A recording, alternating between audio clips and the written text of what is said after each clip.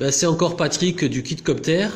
Alors, je suis toujours sur mon affaire de ma maquette du Rafale de chez Revel au 72e. Et suite aux deux vidéos que j'ai 1 million d'abonnés qui m'ont demandé, mais Patrick, comment est-ce que tu fais ton lestage avec tes plombs? Donc, je vais profiter de ce que j'ai ce qu'il faut pour le faire avec vous aujourd'hui.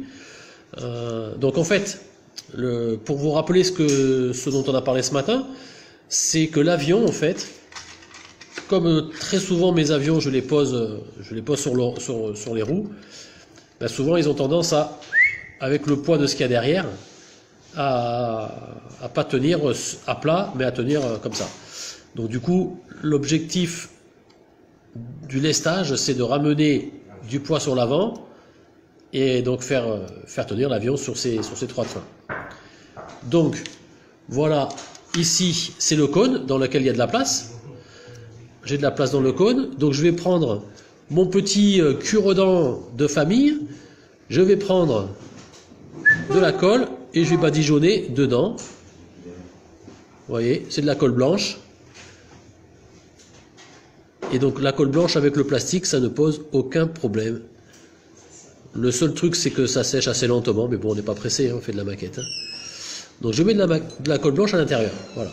Ensuite, je prends du sopalin, et ce qui est important dans le sopalin, c'est de le défaire comme ça. Là. Alors ça peut être du 2 plis, du 3 plis.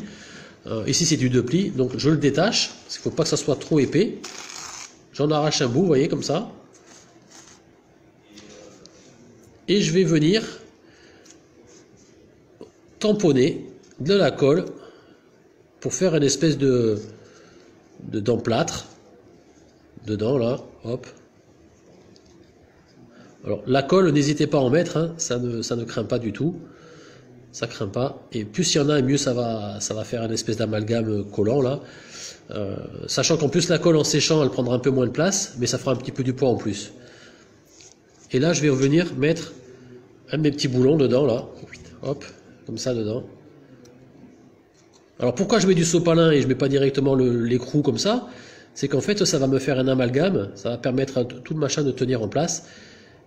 Et si jamais dans le transport, ben, ça venait à se décoller, à se détacher, ben, le plomb collé sur le plastique avec de la colle blanche, ça colle pas super bien. Et donc un impact, ça peut le faire tomber. Là, avec le papier sopalin, là, l'essuie-tout, ça va boucher les petits trous, ça va améliorer la tenue du collage du machin dans le bordel, là. Hop. Et ici, je vais pouvoir en mettre au moins 2, 3. Voilà, il y a de la place pour en mettre 3. Donc je mets de la colle comme ça, là. Je tartine comme ça, hop. Vite. Tranquillement. Alors vous verrez à l'occasion cette technique du sopalin imbibé de colle blanche. Ça sert à plein de choses. Là, je m'en sers, vous voyez, pour maintenir des plombs dans mon avion pour pas qu'il bascule sur le derrière. Je m'en sers aussi pour faire des bâches. Donc des bâches de camion ou des bâches de petites habitations, là, de cabanes ou quoi que ce soit, là. Je m'en sers aussi pour faire l'imitation de l'eau quand je fais des bateaux. Vous voyez, donc là, hop, il y en a un petit peu trop. Je coupe le bazar. Donc cette technique du sopalin trempé dans la colle, ça sert à plein de gens. Les gens qui font du ferroviaire, ils font leur décor aussi, comme ça vous mettez du polystyrène, vous badigeonnez avec de la colle blanche, vous mettez on peut prendre aussi du papier journal, et on peut prendre du sopalin. Le sopalin, en fait, ceux qui font un peu de stratification polyester, là, ceux qui font de la mécanique automobile, la carrosserie du tuning ou des bateaux à voile, des bateaux à moteur, des réparations nautiques, ben en fait, ils vont prendre du mat de verre, ils vont prendre de la résine époxy ou de la résine polyester, et ils vont faire ce même genre de tambouille. Voilà, donc du coup là j'ai mon petit cône, bravo, mon petit cône qui a baigné dans la colle à bois. j'ai tartiné, j'ai imbibé. Et donc dedans, là, j'ai 3 boulons qui vont sécher dans le cône. Bon, ça prendra un certain temps, hein, c'est de la colle à bois, donc ça va mettre facilement une journée à sécher. C'est pour ça que je vous le montre maintenant, parce que comme ça me permettra de continuer l'avion. Voilà, je vais mettre ça tranquillement à sécher dans un coin, là. Voilà. Et donc ça me permettra d'avoir un nez bien chargé, bien lourd, et qui va stabiliser mon avion quand je vais le promener à droite à gauche en expo, sur les tables des showrooms. Voilà les amis, petite séquence sur le lestage d'un avion.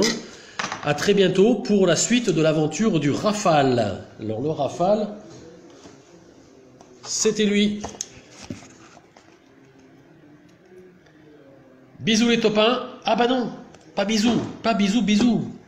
Pas bisous tout de suite parce qu'en fait, pendant que j'étais en train de faire ça, il y a un copain qui est arrivé. Enfin, 2 copains qui sont arrivés. C'est nos amis Jérôme et Philippe. Voilà. Bah, Jérôme, vous le connaissez, hein, c'est mon vidéaste youtubeur. Et Philippe Martin, qui est un ami de longue date, hein, qui fait de la maquette de high level, hein, qui fait aussi du taillage de pierre. Donc c'est un costaud des muscles. Voilà, vous le voyez régulièrement en expo, et puis vous le voyez dans les magazines aussi d'avions, de maquettes, il fait des trucs super sympas. Ouais les copains, passez une bonne fin de matinée, d'après-midi, de journée, suivant à laquelle heure vous regardez ça. Et puis je vous retrouverai dans pas longtemps pour la suite du Rafale.